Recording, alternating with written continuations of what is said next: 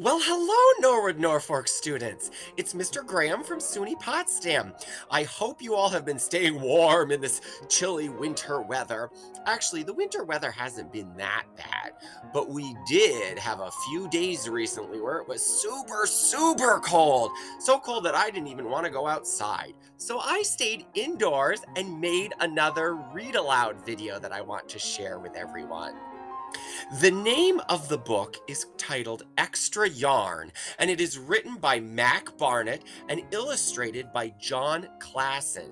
And I picked this book because of the time of the year. It is about a girl who likes to knit and make really neat articles of clothing. The scarf I'm wearing right now is a knitted scarf, and it is actually a homemade scarf made by a friend of mine. I'm very lucky because I have a few friends that like to knit and especially make scarves, and they have been very kind and generous and given me a few.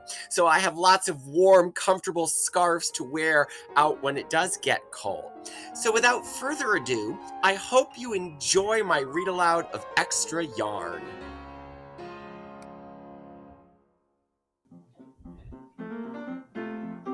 On a cold afternoon, in a cold little town, where everywhere you looked was either the white of snow or the black of soot from chimneys, Annabelle found a box filled with yarn of every color.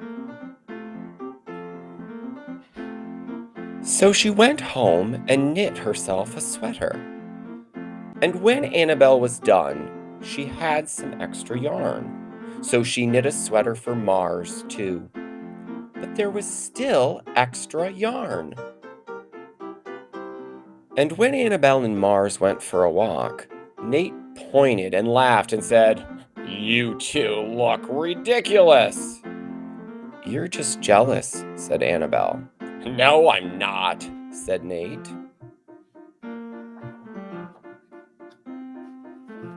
But it turned out he was. And even after she'd made a sweater for Nate and his dog, and for herself and for Mars, she still had extra yarn. At school, Annabelle's classmates could not stop talking about her sweater. "Quiet!" shouted Mr. Norman. "Quiet, everyone!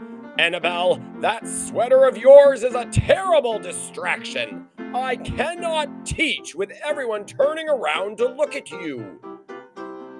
"Then I'll knit one for everyone," Annabelle said, "so they won't have to turn around." "Impossible!" said Mr. Norman. "You can't!"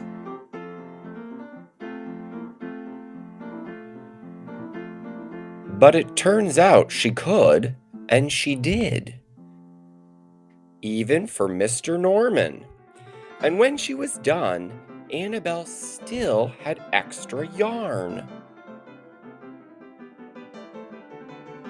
So she knit sweaters for her mom and dad. And for Mr. Pendleton. And Mrs. Pendleton. And for Dr. Palmer.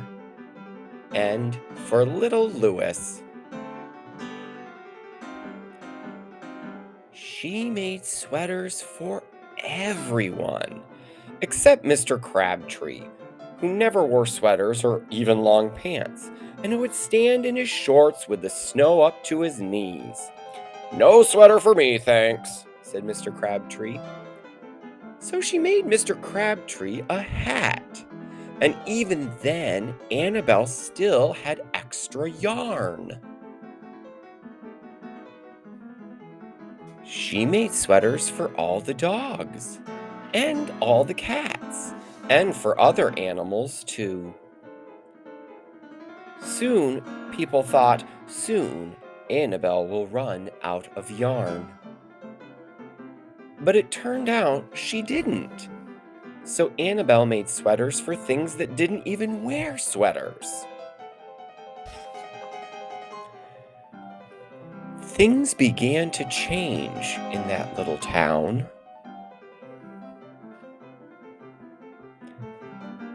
News spread of this remarkable girl who never ran out of yarn. and people came to visit from around the world to see all the sweaters and to shake Annabelle's hand. One day, an archduke who was very fond of clothes sailed across the sea and demanded to see Annabelle.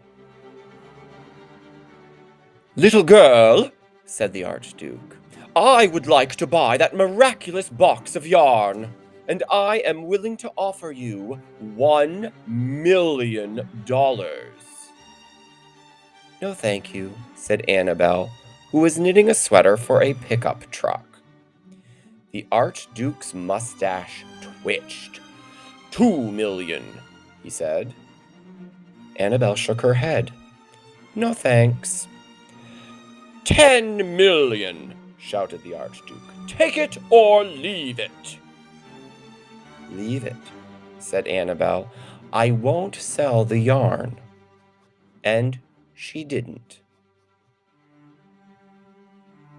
So that night, the archduke hired 3 robbers to break into Annabelle's house, and they stole the box and took it to the archduke, who set off across the snow and sailed over the sea back to his castle.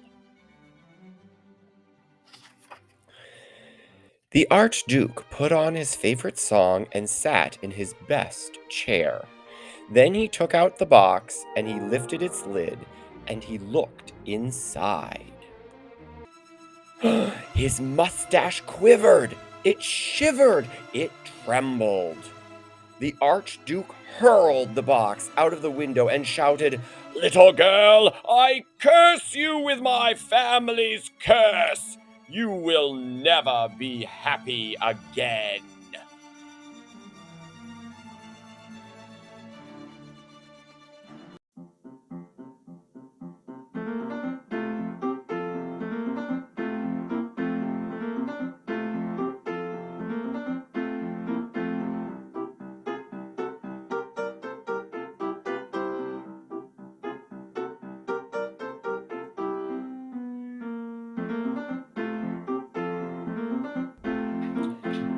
But it turned out she was.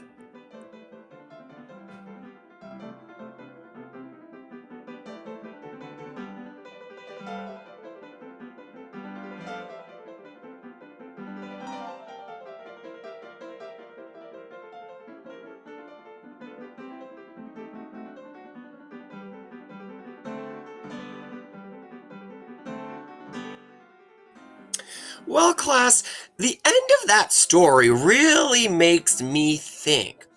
Why was there no yarn in the box when the Duke opened it back at his castle?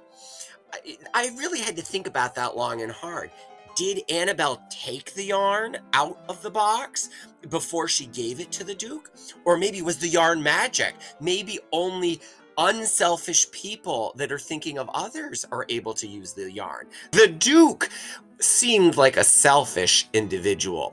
I don't think he was very generous. I don't think he'd make scarves and sweaters for others and give them in an unselfish way. I think he was only thinking of himself. And maybe that's why the yarn wasn't there in the box when he sat down to try to knit. I would love to hear your thoughts about why the yarn might not have been in the box. There could be other reasons too. So I hope you enjoyed the reading of Extra Yarn, and I hope you all stay warm in this winter weather. Take care, everyone.